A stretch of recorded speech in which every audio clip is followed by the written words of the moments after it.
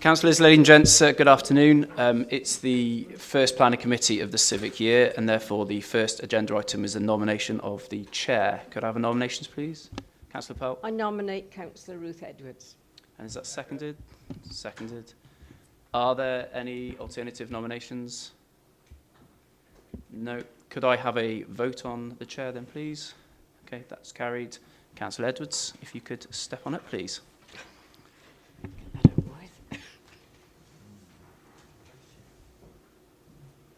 Where's Louise?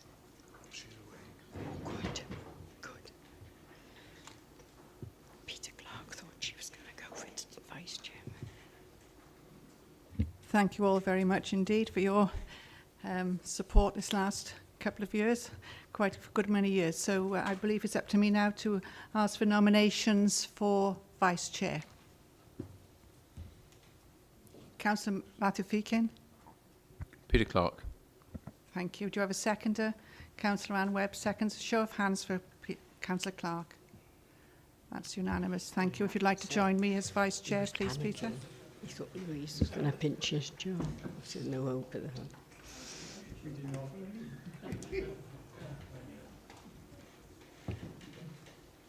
I got some paper. Oh, it's gone now. Where that came from.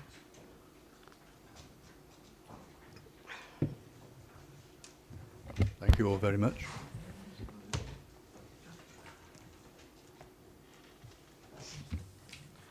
Right. Thank you all very much indeed. Thank you to those in the public area and welcome to members of our planning committee now on the 28th of May. I look forward to another very interesting 12 months again. Apologies for absence, please. Yes, Chair. Apologies from Councillors Brown and Howard. Right, thank you, Richard. Before we go on to the next item on the agenda, I'll do introductions. I'm County Councillor Ruth Edwards, now again Chair of the Planning Committee, and to my right... Peter Clark, the Vice Chairman. Mark Phillips, Head of Law and Monitoring Officer. Philip Thomas, Development Services Manager. Mark Hand, Head of Planning, Housing and Place Shaping. Richard Williams, Democratic Services. Andrew Jones, Development Management Area Manager. Louise Corbett, Housing Strategy. Right, thank you. That's cleared all the introductions. But could everyone in the chamber please make sure that their mobile phones are switched off, as it does interfere with our apparatus. So please make sure they're all switched off. Thank you very much indeed. Declarations of interest, please. Yes, Madam Chair. Item 6F. Just so happened that I'm friends with the family with the application. Thank you, Councillor Higginson. Councillor David Evans. Thank you, Madam Chair. On Monmouthshire Housing application. Thank you. Councillor Anne Webb. Thank you. Councillor Matt Feakin. Item 6A. Thank you. And Councillor Clark. Monmouth Housing and the application in Uxbridge Street. Right, thank you. All right with you, Richard, all of those? Right, thank you. I believe now it's been asked that we move the MHA application that is on page 43 to the beginning of the agenda. So you all in agreement with that? Right, thank you. And those that have declared an interest for the MHA wants to please leave the chamber.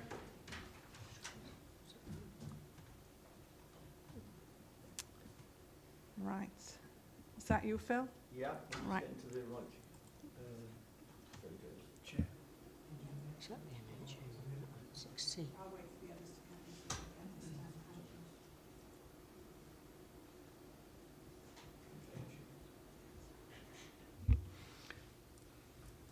Thank you, Chair. This was an application we looked at last Friday when we were out and about on a site visit. It's part of a sheltered housing complex in Mega, built in the 1970s, called The Lawns. They're made up of 30 one-bedroom units of accommodation, sheltered, as I say. The actual main access is not where you see it there. This is where the proposed alterations to the site are.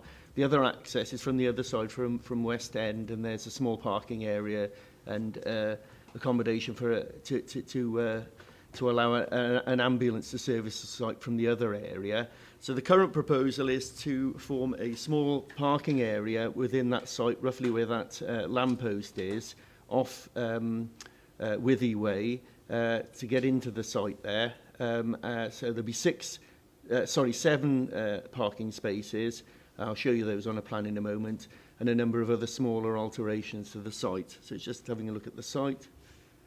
That's within the site, a closer look. It's grassed with some seats and paths and mature trees. That's looking towards the right-hand side of the original photograph I showed you.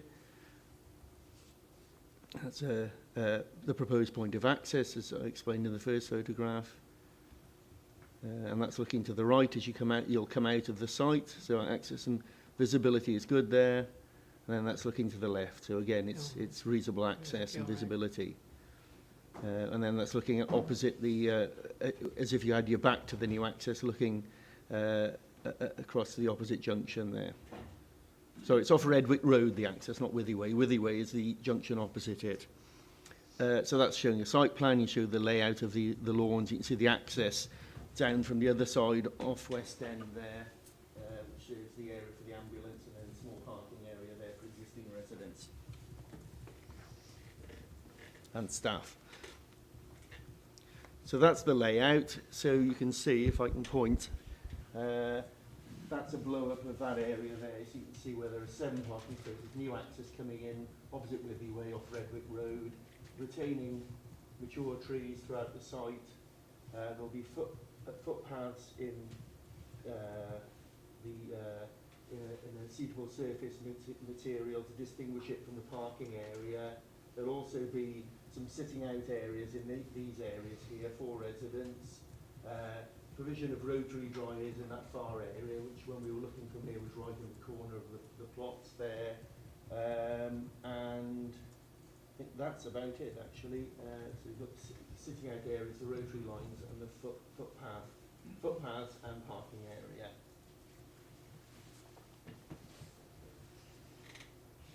And that's it. So I'll leave it on that photograph.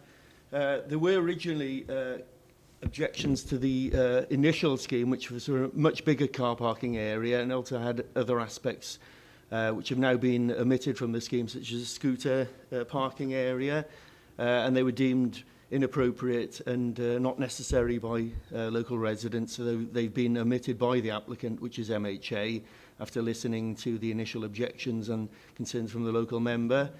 So it's a reduced scheme, reduced parking area. There's no objection from highways, despite the fact it's opposite another junction. This will have a very low level of usage. It's only for a limited number of spaces, but it will help to provide additional parking for residents, visitors to the site, and I think that's probably where the main need arises, and occasionally from servicing of the units by MHA and their associated staff. So we think this is a reasonable scheme now. It's close to the conservation area, but we won't have an adverse impact on it. Still retains a level of green space and all the larger trees around it, provides a rational layout with footpaths to serve the residents, and we would recommend approval for this scheme. Thank you for that detail, Phil. Most of the members had a site visit there last week, so well familiar with the site. I thought the local member was going to be here today, but obviously is not. So, Councillor Phil Murphy, I believe you would like to address on this. Yes, Councillor Powell, your microphone is still on. Sorry. Thank you. Thank you. Yes, thank you, Chair. Yeah, we all went and had a really good look at this on Friday morning. And I think the original comments, particularly those by Councillor Taylor, were really quite valid. But they've been taken account of. The new scheme strikes me as being very much better. I would like to see the dead tree on the right of the entrance replaced. Perhaps we could put something in to that effect. It'll also have the effect of stopping some of the on-street parking, which has been a little bit of a problem there over the years. So yeah, very much improved, and I'd be happy to see it approved. Thank you, Councillor Murphy. Councillor Powell? Anybody else wish to comment? No, could I have a show of hands for approval then, please? That's unanimous. Thank you all very much indeed.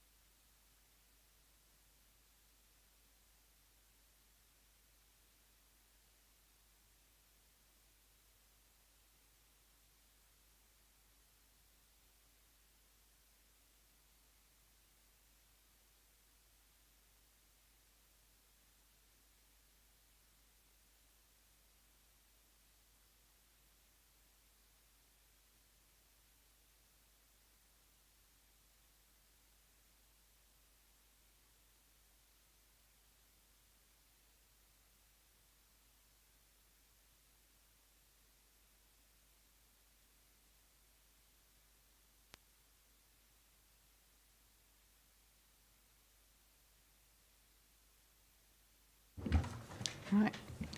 Thank you. Councillor Harris has had to leave the committee meeting. He's a very valued member of the Planning Committee, but he's got a very pressing another meeting that he has to attend for the council. We'll now go to item 5, and this is to give any sort of accuracies to the minutes of the last committee meeting. I shall take them as accurate unless there is somebody who wishes to raise any objections. Prepared to move them is correct, Madam Thank Chair. you, Councillor Higginson. Seconded by Councillor Feakin. Show of hands for approval of the last meeting. Thank you all very much indeed. Now we go on to page... we've done that one now. We're going down to the one... Oh gosh, we've got them so muddled up now with the change of things. So we'll go now to... Chapel Road in Abergavenny, because we do have a speaker with this application. So this is going to be Chapel Road in Abergavenny. Thank you. Okay, thank you, Chair. So this is a full application for the subdivision of existing dwelling into 2 properties. So it's a semi-detached property located along Chapel Road at the junction with the A40 in the town of Abergavenny. The building has been extended previously. You can see it on the screen at the moment. And the extension is currently used as an annex. These are linked through the main property through internal doors, whilst the access and parking arrangement is shared. So no physical changes are proposed as part of this application, the only works required being the blocking up of internal doors. It's also worth noting that the application is presented before members today at the request of the local county councillor. So that on screen now is the front of the existing building. The next slide shows in a bit greater detail the previously approved extensions to the property, which is, say, currently used as an annex. The next slide will show you the sort of existing arrangement with the existing main dwelling in blue and then the annex sort of hatched in red. And the next slide shows you the existing arrangement with parking facilities. So this would be how the property would be divided. So for the purposes of this presentation, the property that would become to the south, I'll refer to as property 1A, and you can see there it's parking spaces for 3. Thank you, Chair. And then the next slide will show the extent of the curtilage and property for what I'll refer to as property 1. And you can see there that the main parking, the turning area rather, would continue to be shared. So the application site is located within development boundary for the town of Abergavenny, so the principle of development is considered acceptable, subject to detailed material considerations. Now, the first of these is flooding. The application site lies within a C2 flood zone, which is an area at risk of flooding and has no flood defence infrastructure in place. The proposal is to provide a new residential unit in the C2 flood zone, and TAN 15 is clear that highly vulnerable development, which would include all residential premises, should not be permitted in C2 flood zones. It is accepted that all physical works have been carried out. However, the formation of a separate, self-contained dwelling would intensify the use of the site. Concerns have been raised by NRW, and no flood consequence assessment has been provided. In light of all that, the proposal is contrary to both local and national planning policies in respect of flooding. Officers have further concerns with the resultant amenity areas of both dwellings. At present, the single dwelling has approximately 65 square metres of amenity space, which is considered to be acceptable. However, the newly formed property, which I refer to as Property 1, would have just 15 square metres approximate of amenity space to the rear, and this is considered to be insufficient to serve a sizable 3-bedroom property. Whilst there are no set standards for amenity areas, the space allocated to Property 1 is considered to be contrary to the wellbeing and placemaking goals set out in PPW 10 and the Wellbeing of Future Generations Act. With regard to highway matters, whilst the proposal would fall short by only one of the target parking places of 6, it's considered that given the proximity to town centre that this is acceptable. The site does provide shared turning facilities, which although somewhat restricted in size, have not resulted in any objection from the council's highways engineer. Finally, in accordance with policy S4 of the LDP, as a new dwelling would be provided, a financial contribution of £27,857 would be required. In the absence of any legal agreement to secure this, the proposal is also contrary to policy S4. Therefore, the application is presented to members with the recommendation for refusal. 3 reasons are detailed in their entirety within the officer's report, but to summarise, these relate to, firstly, the application proposing highly vulnerable development into the Zone C2 flood zone, Property 1 being served by inadequate amount of private amenity space, and finally, the applicant has not entered into a legal agreement to secure the necessary affordable housing provision required by policy S4. Thank you. Thank you. I do believe we have somebody who wishes to speak on the application. Could you please state your name, and you have 4 minutes to address the committee. Thank you. Thank you, Madam Chair. Okay, let's look at this in order of recommended points of refusal. Firstly, just dealing with the Section 106 agreement, the reason for refusal is on as a safeguard for any subsequent appeal. It's something that, having spoken to the planning officer dealing with the application, if it wasn't put on, then if this decision was overturned at appeal, then you would not be able to sort of claw back that commuted sum at a later date. So that's been put on as a standard reason for refusal. Turning to the amenity space issue, this property has been lived in by 2 separate families since approximately 2003. One half of the family is set up between a daughter of the neighbour, her partner and baby, and the other half is the applicant, her husband, and their son. They live entirely separately, have done for a considerable amount of time. There's no shared space other than the turning and parking areas. There's no overlap, there's no sharing of amenity space. They live, for all intents and purposes, completely separate. And they have done for some time. The amenity space to the rear of number 1, whilst is not ideal, it's comparable to some of the small garden backyard spaces that you might see. For example, the new housing development site, which was approved a couple of years ago opposite Waitrose, the affordable housing units there have very, very small back gardens, backyards. They may not have the same outlook, but size-wise, in terms of square meterage, it is comparable. On that respect, we would say that the back garden area, well, backyard area, is suitable for this particular property. Flooding. The source of this flooding is from the Kibby Brook, which is approximately 1 kilometre to the north of the site. This is highlighted on the Natural Resources Wales flood maps and covers probably about 85% of the western side of Abergavenny. On a recent site that we dealt with, the flood consequences assessment came back highlighting worst case scenario, 1 in 1,000 year event, taking into account a 30% increase for climate change, had the flood water flowing at approximately 8 centimetres in depth. Bearing in mind the standard curb edge is 12.5 centimetres in depth, it is believed that none of these properties would realistically be affected because the highways network would control the flow.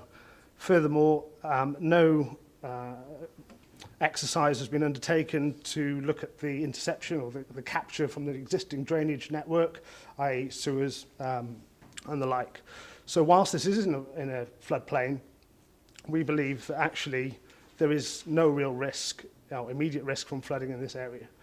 It should also be noted that your own flood engineers are currently in discussion with NRW over the culvert, the diversion culvert of the Kibby Brook, 1 kilometre to the north, with the view that these flood maps be amended because the capacity of flow, we believe, is actually more than NRW have currently calculated. So in terms of the reason for refusal on flooding, there's serious doubt on the accuracy of the flood maps provided by NRW.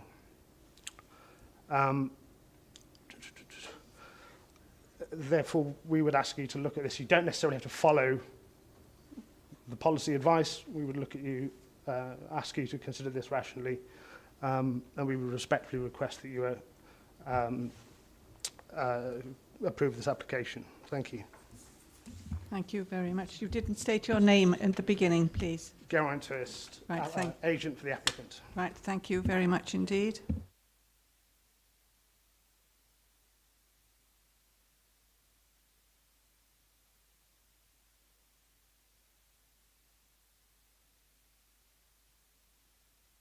The local member isn't with us today, and is not a member of the planning committee.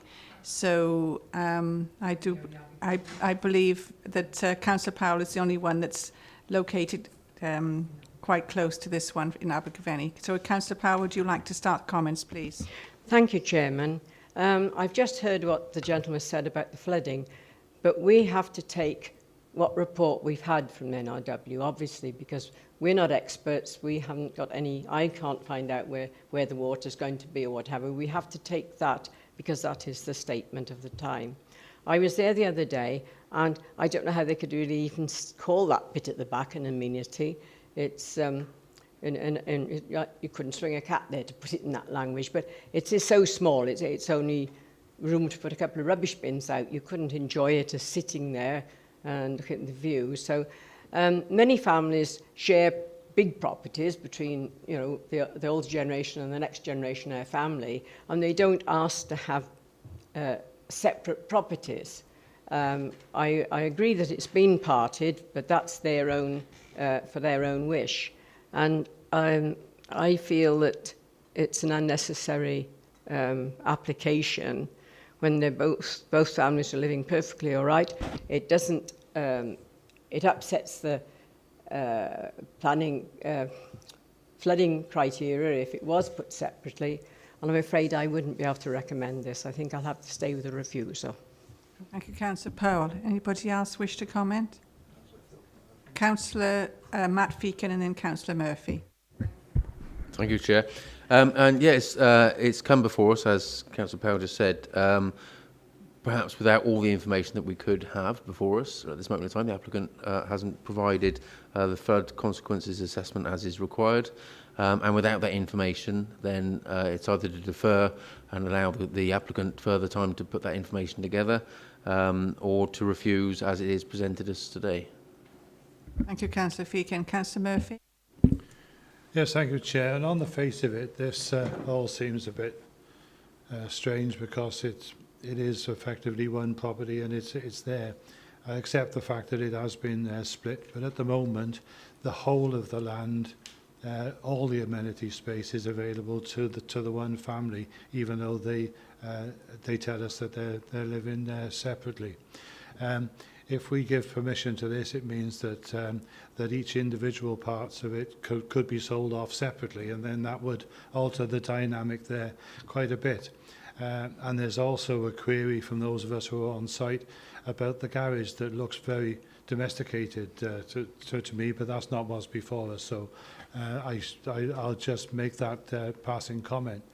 I think that there are so many reasons why this is against policy. I feel that policy must be followed in this case.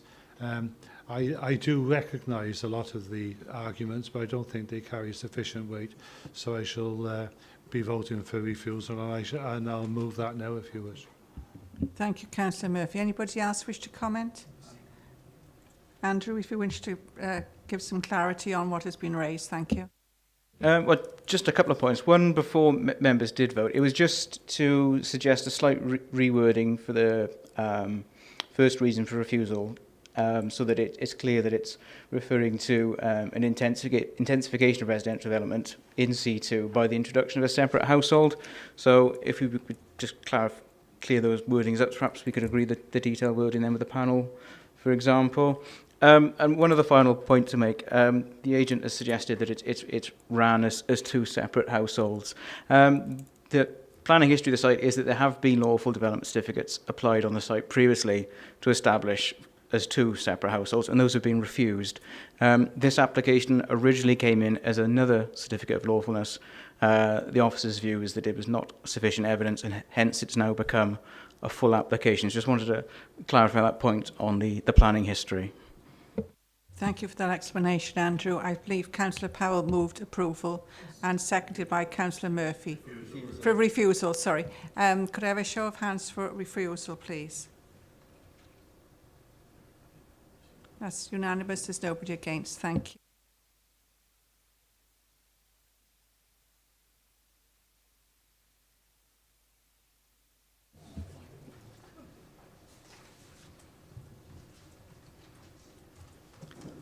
Right, we now go on to page 15. This is an application in Monmouth at Court William Jones, Monmouth, application 00894. Thank you. Thank you, Chair. Committee will recall that this was considered at the March meeting.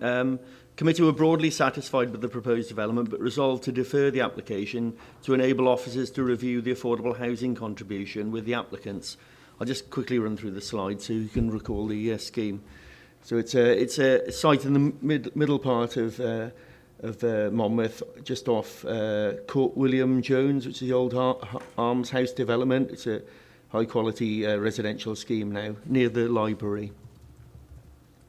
That's the building. It's actually curtilage listed, so it is a listed building. It's an old barn, which is was owned by the Monmouth School when they ran St James's House as a boarding accommodation for the pupils.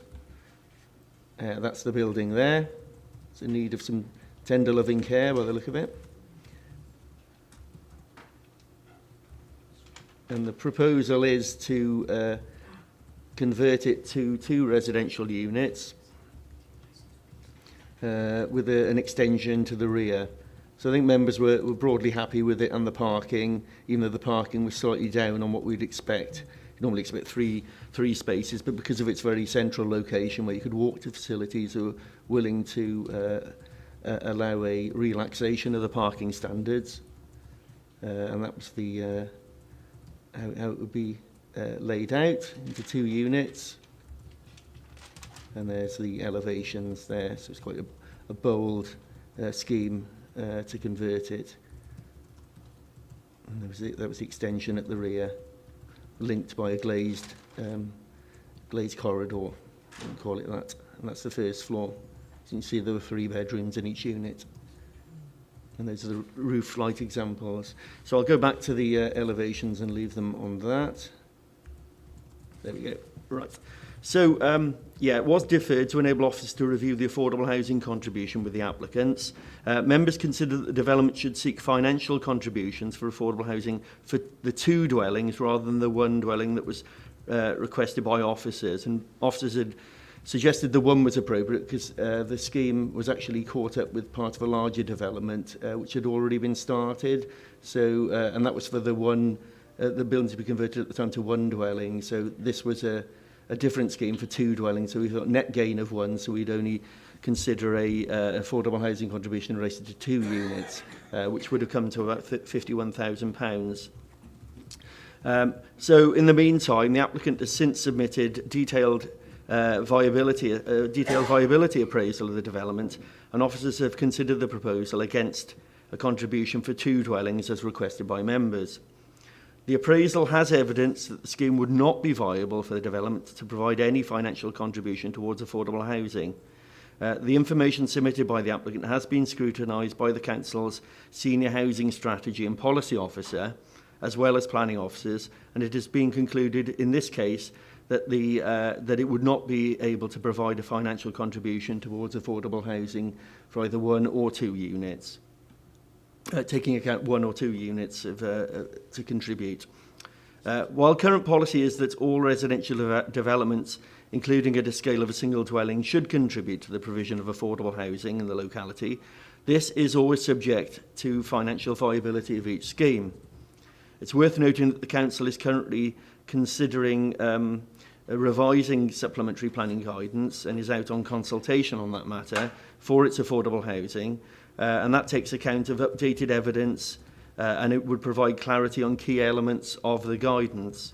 And if the revised SPG is subsequently adopted, this scheme would be exempt from providing a contribution, given it is the conversion of a single listed building. In those instances, it's recognised that the overriding priority is to retain the important heritage asset and get that back into use, rather than seeking a contribution which could compromise the whole scheme. Given that a full viability appraisal of the development has concluded that a financial requirement is not viable for this particular development, it is recommended that the application is approved, subject to the conditions outlined in the report.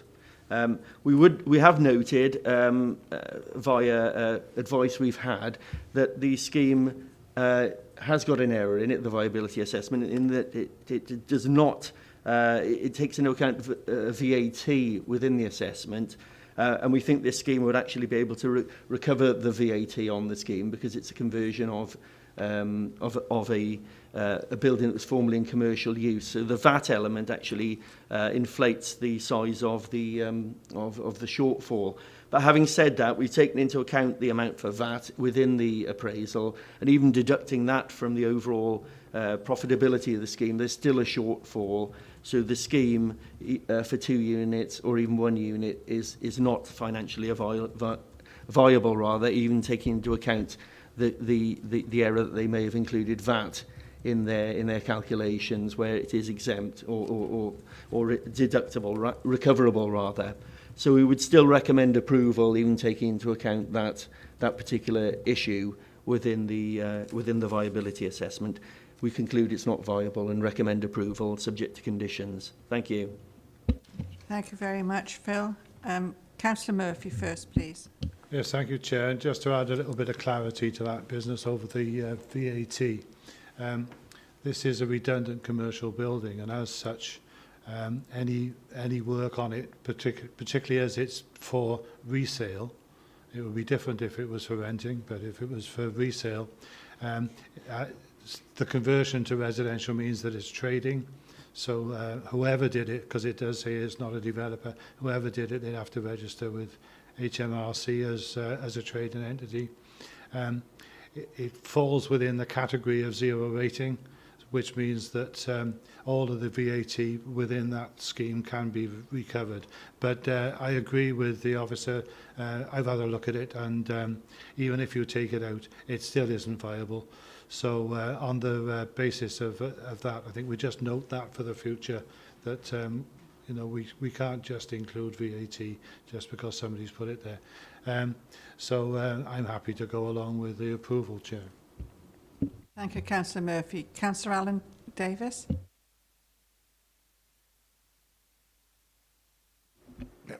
I mean, this is next to a very nice development. It's an eyesore at the moment, and I think purely in planning terms, I can see no objection to it. And the viability issue has already been discussed, so I would second approval of Councillor Murphy. Thank you, Chair. Thank you, Councillor Davis. Anybody else wish to comment? No, you wish to move then, Councillor Murphy? And you have a seconder, so please could I have a show of hands for approval? Right, that's carried. Right, thank you. Councillor Davis, your microphone. Sorry.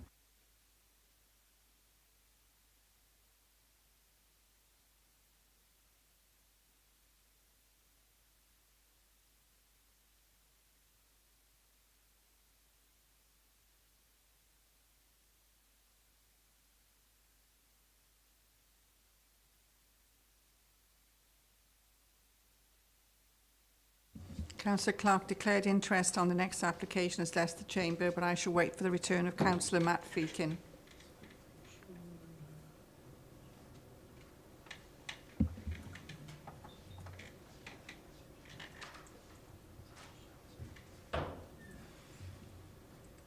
Thank you. It's over to you now, is it, please, Andrew? This is application 01963 in Bridge Street, Usk. Thank you, Andrew. Okay, thank you, Chair. This application relates to a building located along Bridge Street in the centre of the town of Usk. It's currently used, or its current use is out of an antique shop at ground floor with flats at first floor. It's worth pointing out at this stage from a procedural standpoint, members may well be aware that for consultation purposes, officers consult with directly adjoining properties and put site notices up. In this instance, it would appear some directly adjoining properties have not had a letter from the council. So what members are asked today is to make a resolution on the application for us to then undertake further consultation with the necessary neighbours, and then for the application then to be referred back to the delegated panel to consider any new issues that might occur. So just wanted to make that point procedurally. So to continue, so this is a full application for the change of use from A1 to A3 at ground floor and the partial change of use from flats to A3 at first floor. With regards to external works, this would include painted signage on the front elevation or upper level, external lighting to the front elevation, and the installation of a roof light to the rear. The building is unlisted, but is within this conservation area.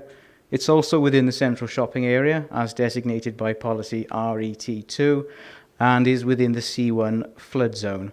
And the application is presented to members today of Planning Committee by the delegated panel. So a number of the members were on site yesterday, but we'll just quickly run through the plans and photographs.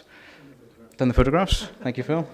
So these are the existing elevations of the building.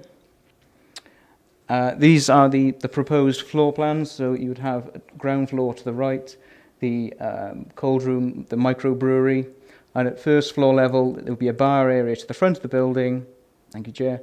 And would be retained a single flat at the rear.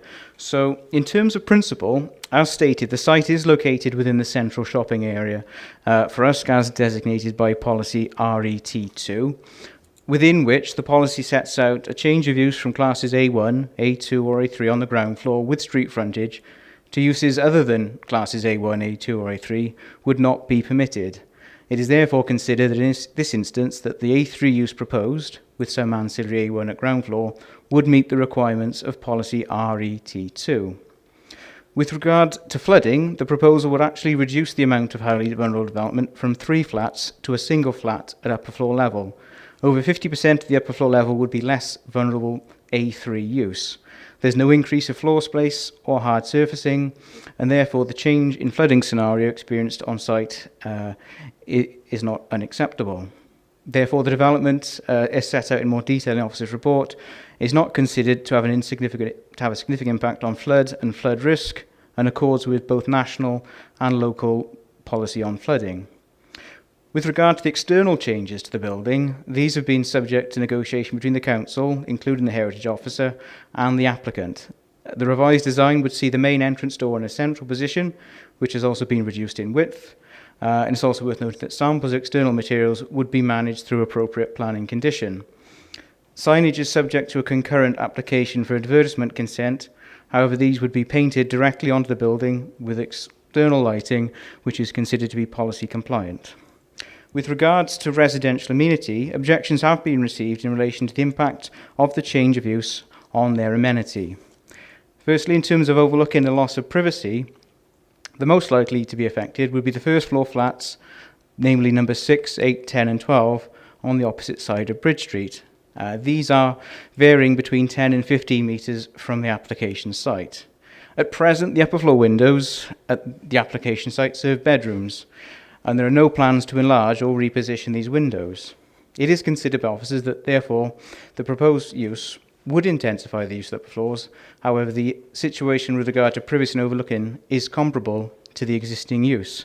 However, members are advised that the applicant has offered to provide obscure glazing to the upper floor windows to help mitigate any impact. In respect of noise, the site is located within the established commercial area of the town. The Council's Environmental Health Officer has considered the proposal and has not raised objection. It's also worth noting that the Council's licensing department have granted a premises licence that would permit alcohol sales until midnight, with the premises closing up until 1 a.m. With regard to any odour, a limited amount of brewing would occur on site on ground floor level. However, given the size of the premises and that this would only occur occasionally, it is considered that the impact would be limited and sporadic. Therefore, in weighing up all of the material considerations, officers are of the view that the proposed change of use is acceptable. Therefore, subject to the conditions set out in the officer's report, I say it's also for members to consider the appropriateness of a condition requiring obscure glazing. That subject to those conditions, it is recommended for approval. Thank you, Andrew. I believe that the local member is unable to speak on the town council, so the adjoining ward member is willing to speak. Councillor Smith, I believe you wish to speak. If I may, Chairman, yes. Thank you.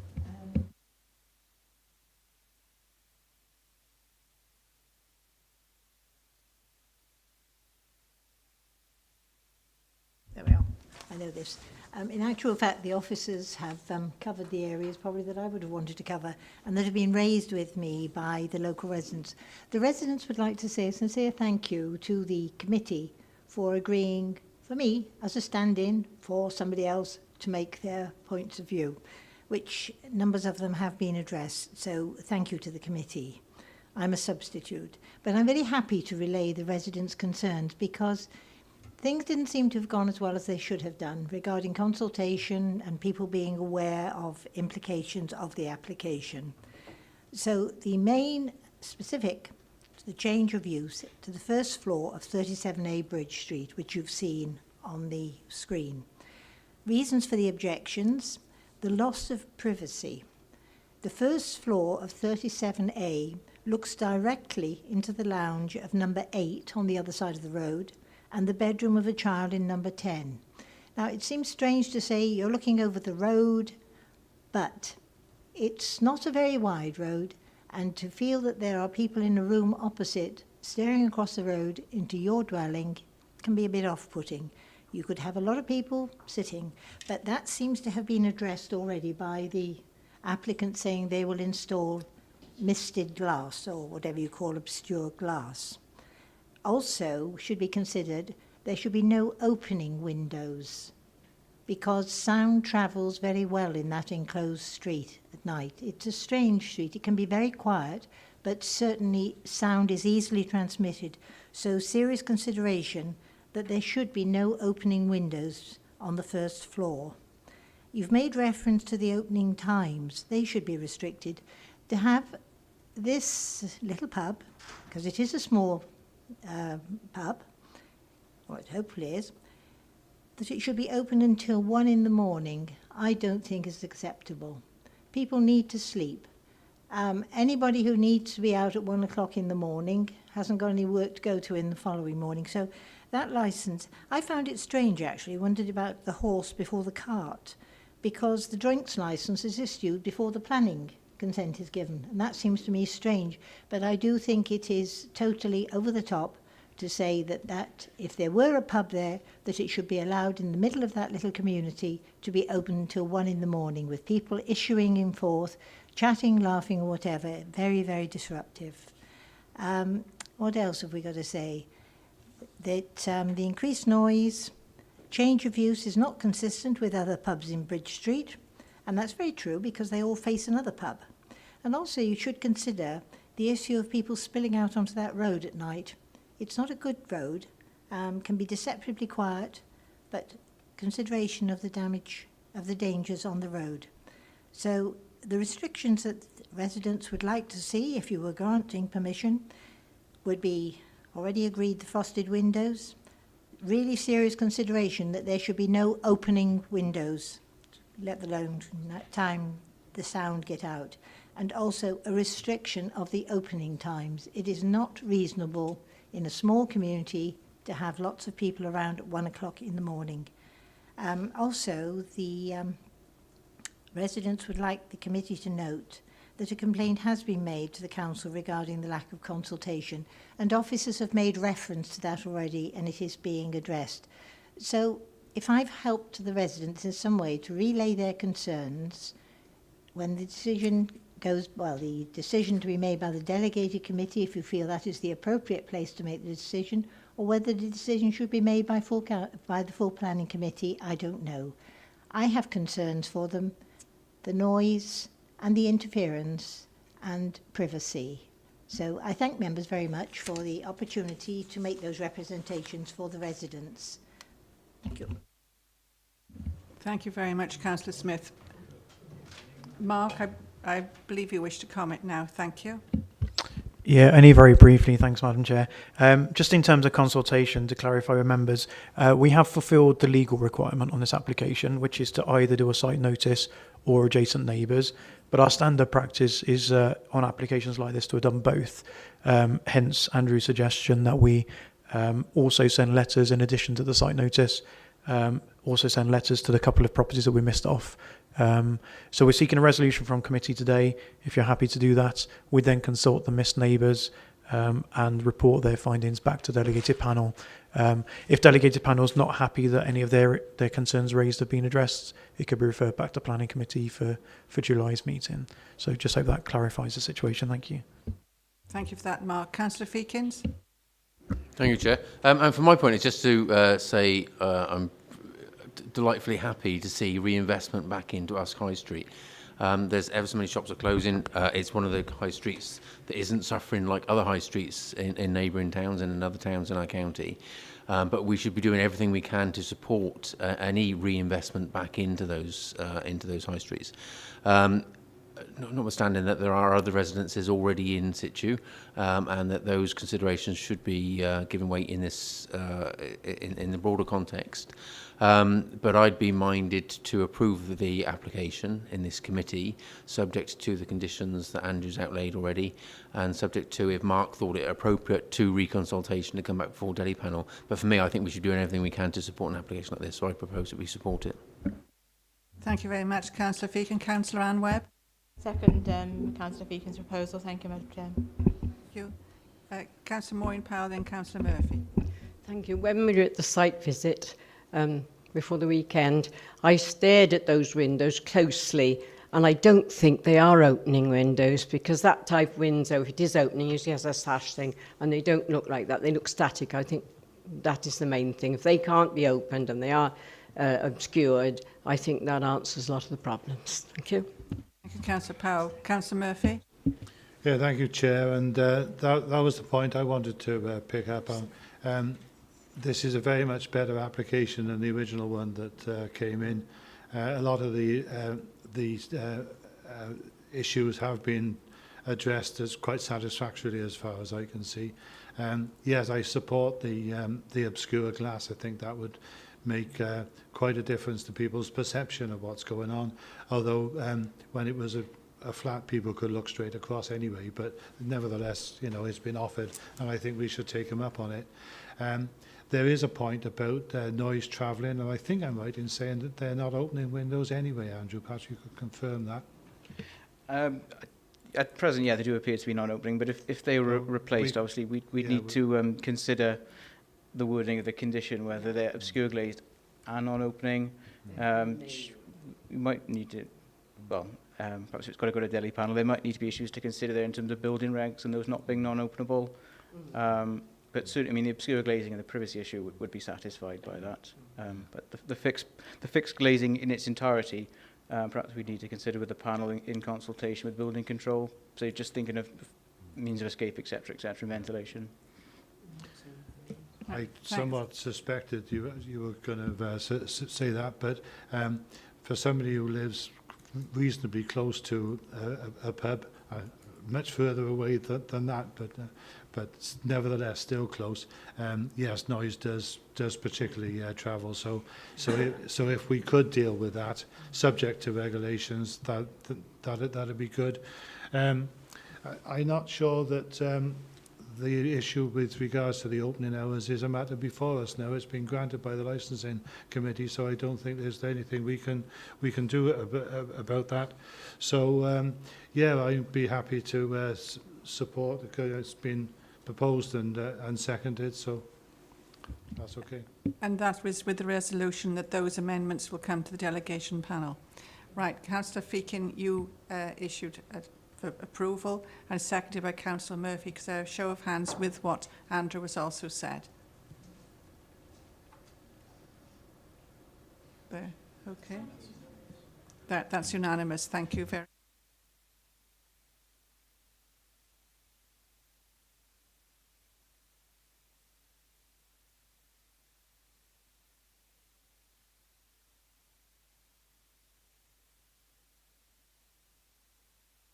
Mr. Chair, just to ensure everyone's clear on process, and we'll consult those neighbours and bring it back to the delegated panel. Thanks.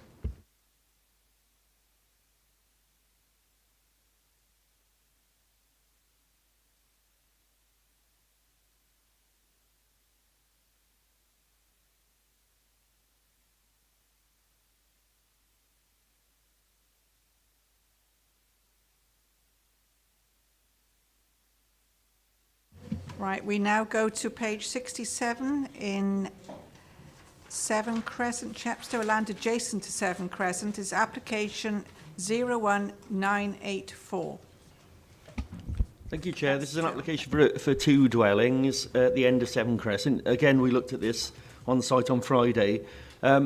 Rather than take this today, the agent in late correspondence requested a deferral to consider the viability of the affordable housing contribution. So rather than consider it twice, I think it's probably wise to allow them to at least carry out the viability assessment, which we'll then appraise when it comes in, and then we'll report it formally to committee in due course, so that we can consider the viability against the actual merits of the planning application. So I suggest that we defer consideration of this application until the viability assessment is in and being considered. Councillor Murphy? Move deferral, Chair. Yes, you're all in agreement that we defer that. Right, thank you all. We now go to Andy. This is Vinegar Hill, application 02053.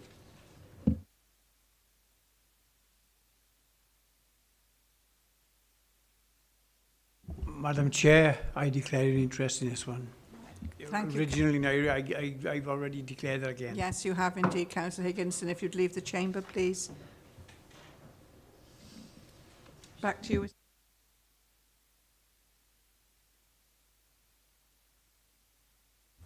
Right, thank you, Chair. Members will recall this was reported to committee earlier in May, on the 7th of May. Members resolved to defer the application to allow the applicant to consider reducing the slab level of the dwelling by 1 metre to reduce the impact of the proposal on the properties in Celtic Close to the side of the plot. And following consideration of the request, the agent provided the following response. I'll just get to the site plan so members can see. There's the gap that members will remember we visited on site. You can see it slopes up, which is pertinent to what the agent's going to say. That's the gap looking at it from Celtic Close towards the existing property through the gap. And then that's a view towards the properties in Celtic Close from the lower part of the plot, below the plot. And then that's looking at it again, similar situation. That's probably better shot because that's shown where the plot will be over to the left-hand side. And then that's it in context. You can see the obviously denser development to the east of Celtic Close. So let's get to the, that's the proposal that members considered last time. So you can see it's a conventional gable facing onto the properties in Celtic Close. And then this is the revised proposal. So it now proposes a hip or half hip on the one side to reduce the impact of it. So the applicant's agent says, following further analysis of the site, the request to reduce the slab level is respectfully declined for the following reason. The application site slopes upward approximately 2.4 metres in the length of the building, with damp proof course currently set about midway. This results in the building sitting about 1 metre above the ground at the front, but dug into the site a similar amount at the back. To set the building a further 1 metre lower would result in the property being sunk into the landscape and would require retaining walls of approximately 1.8 metres high, so in the region of 6 foot, around 50% of the rear of the property. This is considered to be neither practical nor fair to the client's residential amenity. The client is willing to amend the design of the elevation facing the adjoining properties to provide a gable end, and they call it a barn hip. So it's the hip there you see on the right-hand side of the elevation there. The alteration results in the highest part of the roof to that side reducing from 7.6 metres to 5.7 metres at the top end of the fascia. The client wishes committee to determine the application based on the plans submitted, so that if unsuccessful, my client can consider pursuing an appeal. So in terms of that, from an officer point of view, it's considered that the alterations indicated do help to reduce the impact of the proposal on the residential amenity of those living within Celtic Close to the east. Although a half-roof design, as indicated, is not prevalent within the cul-de-sac within which the proposed development would sit, being mindful of the private nature of the cul-de-sac, the limited views of the site from any public vantage point, and the varying architectural styles in the wider area, it's considered that the resulting dwelling would not be significantly detrimental to the overall character and appearance of the area, and therefore is compliant with the requirements of policies S17 EP1 and DES1 DES1 of the LDP. So on the basis of the above, and in the light of the amended plans received, it's requested that members resolve to approve the application subject to conditions and the completion of the Section 106 agreement with regards to the off-site affordable housing contribution. And there is one more slide which shows the relationship of the dwelling at the top with the property, nearest property in Celtic Close. You've got a distance of over 16 metres between the gable and the back elevation of Celtic Close property. So with the hip roof, we feel that that is acceptable in planning terms, and we would recommend approval of this revised scheme. Right, thank you, Phil. Councillor Dovey? I recommend we go for this. I think it's quite acceptable. Thank you, Councillor Dovey. Councillor Murphy? Sorry, Chair, I'm not quite happy yet. I brought up the business of the 1 metre lower last time because I did think it was quite an imposition on the people in Celtic Close. This is a lot better. Not only is it better from their point of view, but it looks considerably better than the original drawing. But I'm still not that comfortable with the height of it. It strikes me that the hip could actually come down further to be in line with the lines of the overall design. You could bring it in closer to the dormer, which would reduce the impact quite considerably. You can imagine it coming down to to effectively there. Yeah. Or well, halfway probably, Phil. Yeah, but bring the ridge down, and if we did that, that would again reduce the overbearing nature on the other place, and then I think I would reluctantly have to agree to it. So you mean a ridge? The actual bring that bit in, so again it reduces the impact. Chair, I think I understand what Councillor Murphy means. If you brought the ridge down, you'd be reducing the roof pitch and therefore eating into the first floor accommodation. But I think Councillor Murphy is suggesting changing the hip. If I step past Phil, I'll point out what I think he means and he can tell me if I'm wrong. I think Councillor Murphy is suggesting bring that point down. So Yeah, effectively. That doesn't show up very well because the projector's still showing on it. Yeah, no, but you can see it. Yeah, if we actually took that bit off, it wouldn't spoil the look of the house, but it would lessen the impact on the neighbours in Celtic Close. Right, anybody else wish to comment? Right, Councillor Alan Davis first, please. Thank you, Chair. I'm familiar with this area. I've visited there a few times, and I think the applicant has done everything that he can reasonably do to address the issues, and I would second Councillor Dovey's proposal for approval. Thank you. Again, please. Well, I don't agree with the recommendations. I think the incumbent has done what is reasonable. And I think to change the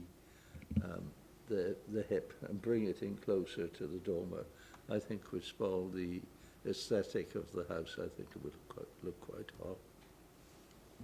Thank you.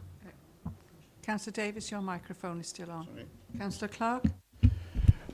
I appreciate they put what they call a barn hip on the end, but the original ridge height, and if you look at this drawing, top left here, the massing of the ridge is still at exactly the same height as it always was. And therefore the impact, I don't think, has changed one jot, because that is where the impact is. It's not on the barn hip. And I would therefore still go for some reduction in the overall height of the ridge. Chair, the only comment I'd make on that is the part of the house in the top left drawing, the part of the house where that ridge runs the entire depth is furthest away from the affected homes.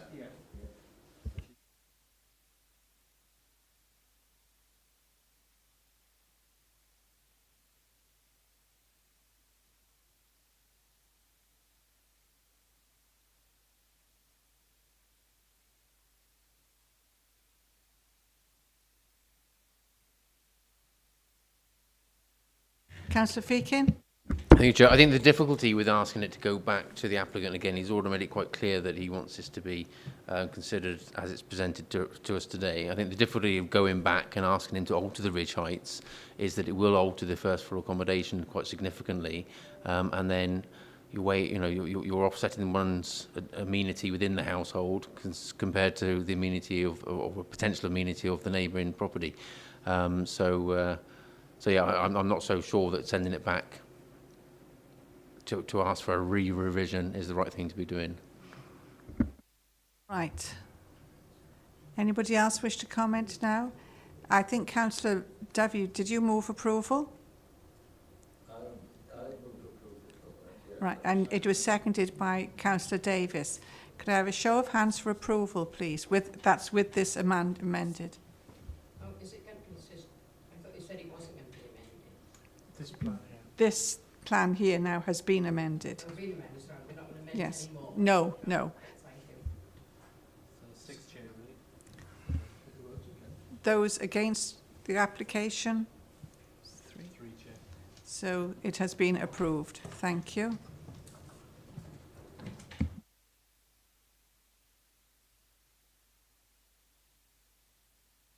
Go to page 91, 00075, and this is 5 lanes.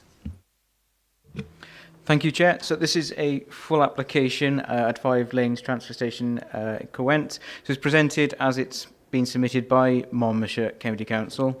So it says it's a full application for the erection of 2 extensions to the existing transfer building and for a new tipping bay for glass and plasterboard. So that's the main building as it stands. As you can see there. It's a bit misty that day. I think it was wet. So that's its location there along the A48. And that's an existing sort of layout. If you move along, Phil. Again, that's the existing layout. So you would have extensions either end of the main buildings. You can see there, sort of, perhaps Phil can help there. And then the glass and plasterboard bay would be in the bottom right-hand corner, Phil. Yeah. Yeah. So in terms of considerations, it's within the existing group. Their materials to match. The nearest neighbour is over 250 metres away. So officers are satisfied that it's acceptable. Councillor Murphy. Yes, thank you, Chair. It's in the quarry. It's a very welcome addition to the facilities there. It affects absolutely nobody whatsoever, and I move approval. Thank you. Do you have a seconder? Councillor Feakin seconded. Right, thank you very much for the seconding. Could I have a show of hands for approval, please? Right, thank you. We go now to page 97. It's the Esk Post Office that most of us visited last week. Okay, thank you, Chair. So this is another full application that's presented as it's been made by Monmouthshire County Council. It's actually now a retrospective application. It's for the part change of use of the community hub building to provide a post office service in a small corner of the building. Perhaps that's the front of the building. Phil, if you can just show the floor layout. So that's its position there along Maryport Street. And it's that area there that is within the hub that's now designated to and up and running as the post office use. So in principle, there's no loss of the community facility. Whilst post office is an A1 use, it's considered a complementary sort of community type use, and therefore no policy objection to it. Minimal impact, there's obviously a signage that some of the members will have seen. It's fairly modest and discreet. In addition, a small window bar would also need to be installed, but again, it's fairly modest intrusion. And in terms of residential amenity, post office would operate within the existing opening hours of the hub, so it's not considered to cause any harm to residential amenity and therefore recommended for approval. Thank you, Andrew. I believe Councillor Clark wishes to comment. Thank you. Well, first of all, I'd like to move it, but I'd like to place on record my thanks to this council for this provision. It is the only council in the United Kingdom who have put a post office into public use. They are to be thanked. The people of Usk and surrounding areas are truly grateful. It's a great, great facility, and I, for one, am really, really happy for us all. Thank you, Councillor Clark. Councillor Anne Webb. Councillor Clark, and perhaps we can have a note sometime of the official opening, which we can attend. Thank you. It's already in use, I appreciate that, but there is going to be an official opening, I understand. Thank you. Right. It obviously sounds as though it's very popular. So Councillor Clark has moved approval and seconded also by Councillor Feakin. Could I have a show of hands for approval, please? That is unanimous. Thank you all very much. The last application today is on 101 at Lentilio Patholi. This is 00463. I believe, Phil, you're doing this one. Thank you. Chair. Right, this is one we visited on Friday, although we didn't get to practice there, so it's probably a good thing. This is a site that's on the edge of the Wyrnthie. There's a group of buildings and various uses in that wider area, including a golf course, holiday cottages, caravan place, but this is a little bit further on from that, where there's a group of holiday cottages. You have to go through a field to get to it. It's quite isolated, really, and it's in a woodland. This is a temporary building that's been put into the woodland. It actually looks a little bit tidier than that, to be fair, when you're actually up close. And there's a number of movable targets that have been put up into the woodland. When I call it a woodland, it's a plantation, really. It's been there for 20 or 30 years, although there may have been a woodland on there originally before these saplings were planted. So various movable targets. I understand the archery club's been in place since 2016. It's quite popular, and families attend it. It's isolated, it's managed sustainably. There are no public rights of ways in the immediate area, so no danger of hitting any ramblers or anything like that. Once it's in use, and traffic is low key and can be managed by parking near the holiday cottages. So there was a concern from the Woodland Trust about its impact on the woodland, but they seem to run it very sustainably. There have been no trees cut down. The targets are just moved around and quite portable, and the building that's in place hasn't led to any harmful impact on the woodland. So we'd recommend approval of this, subject to the conditions set out in the report. That includes a condition that if the use ceases within 6 months. The building and any movable targets are dismantled and taken off site. So we'd recommend approval. Thank you very much indeed. Local member? Nearest, Councillor Powell. Thank you very much, Chairman. Yes, I think it's an ideal facility. It, as you say, it doesn't interfere with anybody else. They've kept the woodland, and as they told us, there's quite a few birds nesting. Actually, from that picture, the leaves have come out, and it is even more overgrown. I think it's a good facility, and I recommend approval. Thank you, Councillor Powell. Anybody else wish to comment? Councillor Dovey. Thank you, Madam Chairman. I used to have a go at this sort of thing when I was a lad. I had a go at most sort of things when I was a lad, but yeah, I did have a go at this sort of thing. And this can be a very dangerous sport. It's silent for a start, and that's part of the skill, really. It's about not only targeting but tracking when you're going through the woods and firing at targets.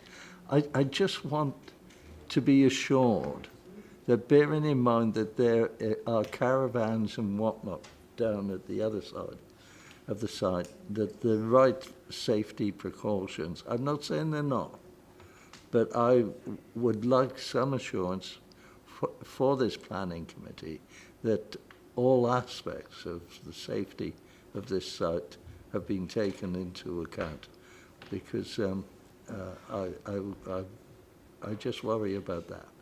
Thank you, That's Councillor Dovey. Councillor Murphy. Yes, thank you, Chair. And picking up on the last point, I think I'm right in saying that all of the targets were angled so that any arrows fired were absolutely going in the opposite direction to the actual caravan park. So I really can't see a problem. I do understand what Councillor Dovey is saying, but as I say, once you look at the position of the targets compared to the point where the archers stand, I can't see there's any prospect of any arrows going astray. So happy to second the recommendation for approval. Thank you very much. So I don't think Robin Hood will have too much to worry about. So could you have moved, who moved approval? Councillor Powell, thank you, and seconded by Councillor Murphy. Could I have a show of hands for approval first, please? That's 9. And Councillor Dovey? I'm going to abstain, Madam Chairman, because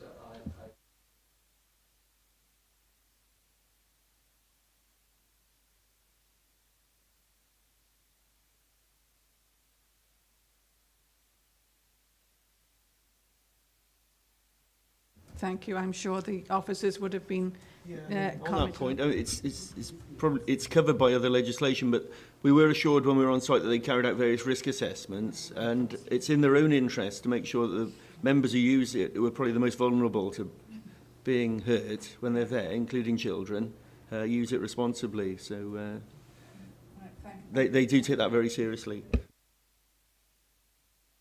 Could I ask members please to stay seated for a few minutes while we have got the appeals, but yeah, we've got the appeals to be noted as well. But if then could Richard turn off the live streaming then? Thank you.